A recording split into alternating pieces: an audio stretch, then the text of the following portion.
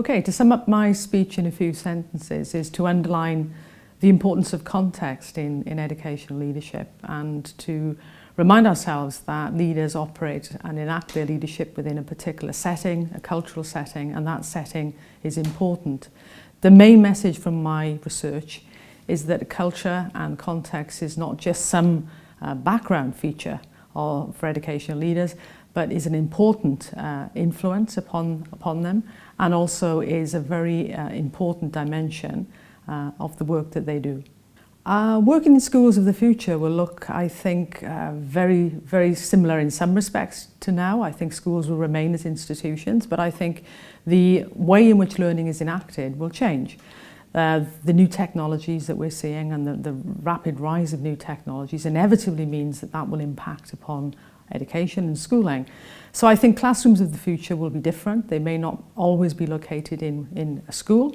There'll be more home learning, I guess, and learning in different settings outside the formal school.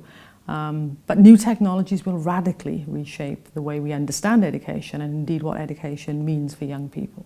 The main challenges in my country, which is currently England, are around issues of inequality. I think we recognise that the gap between the rich and the poor in terms of educational outcomes continues to be an issue, and closing that gap, or at least narrowing that gap, is something that I think we are focusing upon in England and other countries too.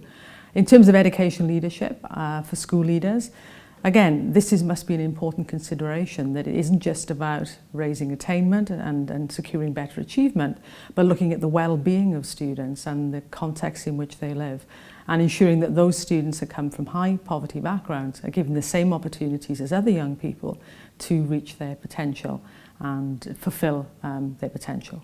How can we face the challenges? I think we need to focus at the policy level much more on issues of inequality. We need to have a multi-agency approach to that, not just schools. Schools can't solve all our problems. Education leaders can't solve all our problems. So we need a multi-agency approach to securing the best support possible for young people in the most disadvantaged contexts. There isn't a magic wand. If there was, I'm sure that it would have been waved by now. But I think we know the strategies to use to focus on young people in areas of disadvantage and underprivileged young people. The big message, I think, for education systems right around the world is to ensure success for every child in every setting, irrespective of which background they come from or which context that they live in.